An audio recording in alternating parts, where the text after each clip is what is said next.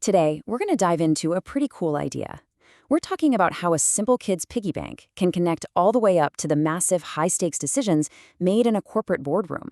It's a journey from basic savings to billion-dollar strategies, and it's all powered by one single, really revolutionary tool. So, it sounds a little like a riddle, right? How on earth can a piggy bank explain a billion-dollar business? Well, stick with me here, because the answer isn't just about money. It's actually about a huge shift in how we think about solving problems in the first place.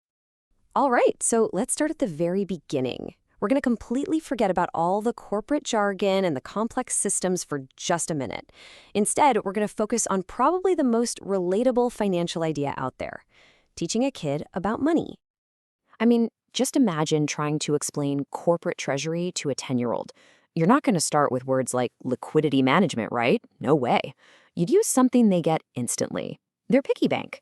It's all about saving, spending, and maybe, borrowing a few bucks from mom or dad. And this learning path is where the genius of the approach really starts to show. You kick things off with a piggy bank, then you introduce some keywords they can handle, like cash and loan. From there, you scale it up to a context that makes sense to them, like a school's budget.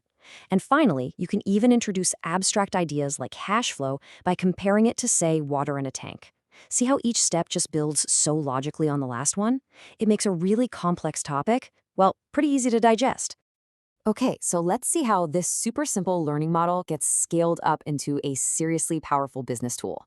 We're going to look at a framework called IR4X, and it's built on one core idea.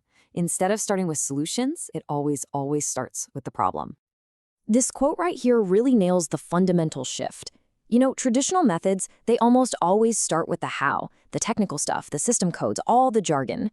This approach completely flips that on its head. It focuses entirely on the what. What is the actual real-world problem you are trying to solve right now? And this is the secret weapon, the problem intake form. It's just a simple, structured way that captures the absolute essentials. It just asks 4 key questions. Who has the problem? Where is it happening? What tools or systems are you using? And maybe the most important one, what does a win actually look like for you? Now, the real power, the magic of this whole approach is in its versatility. We've seen how it works for simple concepts, but now let's see how this one single form becomes a gateway for absolutely everyone, from students all the way up to executives. Just think about that for a second. The exact same form can be used by a middle schooler who's just curious about money and a high-powered corporate treasurer who's trying to fix a multi-million-dollar payment issue. I mean, how is that even possible? And this just illustrates it perfectly. On the left, you've got a student filling out the form. Their role is student, their problem is they need career skills, and their expectation is simple explainers and maybe some quizzes.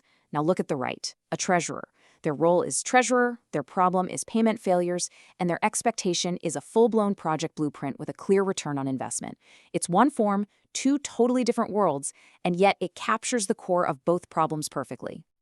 So what happens after the form gets submitted? Well, it feeds into this 3-part engine.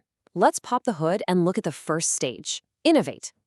The innovate stage is all about context. Before anyone even thinks about a solution, the focus is on the raw input from that form. It's about getting a deep, full grasp of the problem and who it's affecting. It's all about framing the challenge the right way, right from the very start.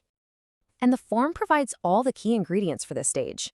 It's already captured the user's role, the specific problem area, whether it's cash management or career skills, the impact they're hoping for, and the context, whether we're talking about a school or a huge multinational corporation. Okay, so once the problem is crystal clear, the engine moves to the next stage, solve. This is where the what, the problem, gets translated into the how. The solve stage is where the rubber meets the road. It's all about action. It's where that well-understood problem gets turned into a concrete solution. And that could mean anything from designing a new business process to configuring a system or even building an automated workflow.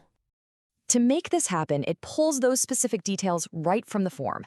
The systems involved, whether it's Excel or SAP, the exact pain points like payment failures, and what the user actually wants, whether that's a high-level project blueprint or a super detailed list of requirements.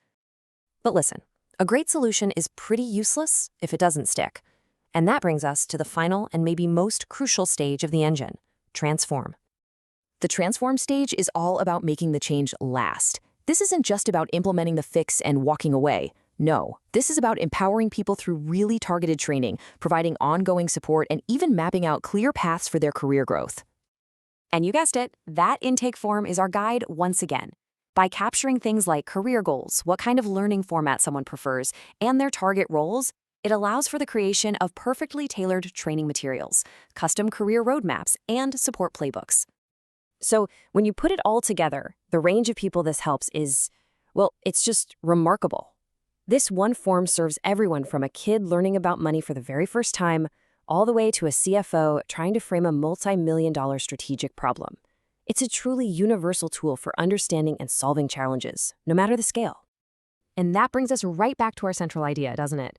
This whole framework challenges the way we usually approach things. What if the key to our most complex challenges, whether it's in a classroom or a boardroom, isn't about having all the sophisticated answers, but just getting really, really good at asking the right, simple question?